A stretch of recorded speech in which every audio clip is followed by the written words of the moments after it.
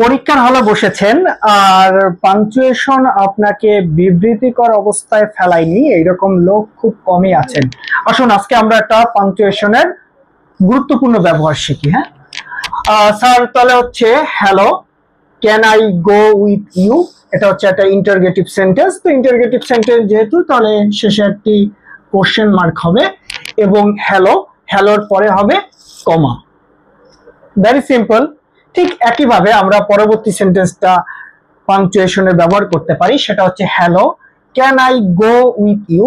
তো এটা একটা হচ্ছে ইন্টারগেটিভ চিহ্ন, ইন্টারগেটিভ সেন্টেন্স, তো সেই হিসেবে সেটা একটা কোশ্চেন মার্ক হবে এবং হ্যালোর পরে যথারীতি কমা হবে।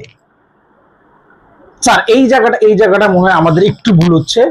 দেখুন এখানে দুইটা লাইন, একই লাইন, সেম লাইন দেওয়া হয়েছে আপনাদের বোঝার সুবিধার্থে। জি স্যার।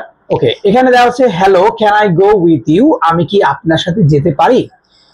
এইটাও সেম একই লাইন, কিন্তু এখানে দেখেন দুইটা যেহেতু কোশ্চেন, 100% অবশ্যই শেষে কোশ্চেন মার্ক বসবে।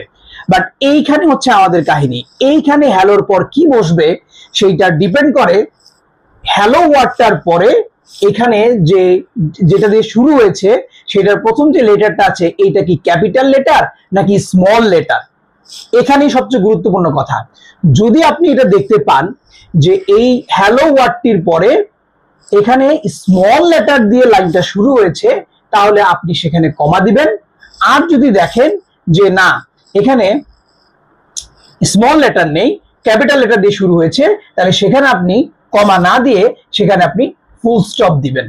এটা আমাদের ইন্টারের যারা পরীক্ষার্থী আছেন, এইচএসসি যারা পরীক্ষার্থী আছেন, তাদের জন্য এটা খুবই গুরুত্বপূর্ণ একটা টপিকস এবং এই বিষয়টা খুবই গুরুত্বপূর্ণ একটা বিষয়। তাহলে স্যার আপনি বলুন তো স্যার, এই যে আমরা শিখলাম যে এইটার পরে যদি ক্যাপিটাল লেটার থাকে তাহলে আমরা দিব ফুল স্টপ, আর যদি স্মল লেটার থাকে তাহলে আমরা দিব হচ্ছে কমা। তাহলে স্যার এই অনুসারে এইটা কি হবে? তো সেই হিসেবে স্যার আপনি যেহেতু বলেছেন ক্যাপিটাল লেটারের আগে ফুল স্টপ হবে, তো hello I will go with you, তাহলে এখানে হবে একটা কোশ্চেন মার্ক, ফুল স্টপ হবে, ফুল স্টপ হবে। আর এখানে যেহেতু বলেছে হ্যালো এবং তারপরে যেহেতু ক্যাপিটাল লেটার আছে আই, তাহলে এখানেও একটি ফুল স্টপ হবে। স্যার এখানেও আরেকটু ভুল হচ্ছে। জি স্যার। একটা এখানে আমরা যেটা শিখেছিলাম এই রুলসটা 100% ঠিক আছে, তবে ব্যতিক্রম দুইটা ক্ষেত্রে। যদি আপনি কখনো দেখেন যে এরপরে যে আই মানে হচ্ছে আমি, এইটা লেখা আছে সেখানে যেখানে ফুল স্টপ হওয়ার কথা ছিল কিন্তু সেখানে ফুল স্টপ না হয়ে সেখানে আবার কমা বসবে। এইটা শুধুমাত্র দুইটা ক্ষেত্রে ব্যতিক্রম। সেটা হচ্ছে যদি এখানে আই থাকে অথবা অন্য কারোর নাম থাকে। যেমন ধরেন এখানে দিলাম hello Rakib will go with you, তাহলে এই যে রাকিবের আর তো বড় হাতের, তাহলে আর বড় হাতের হলে এখানে আমাদের ফুল স্টপ হওয়ার কথা ছিল কিন্তু ফুল স্টপ হবে না, এখানেও কমা হবে। কেন? কারণ এটা একজনের নাম। সো আমরা এখান থেকে এইটা বুঝতে পারি, যদি কোনো কারণে এই হ্যালো ওয়ার্ডটির পরে যদি কারোর নাম অথবা আই থাকে তাহলে এই রুলসটা তখন আর কাজ করবে না। আশা করি ব্যাপারটি বুঝতে পেরেছেন।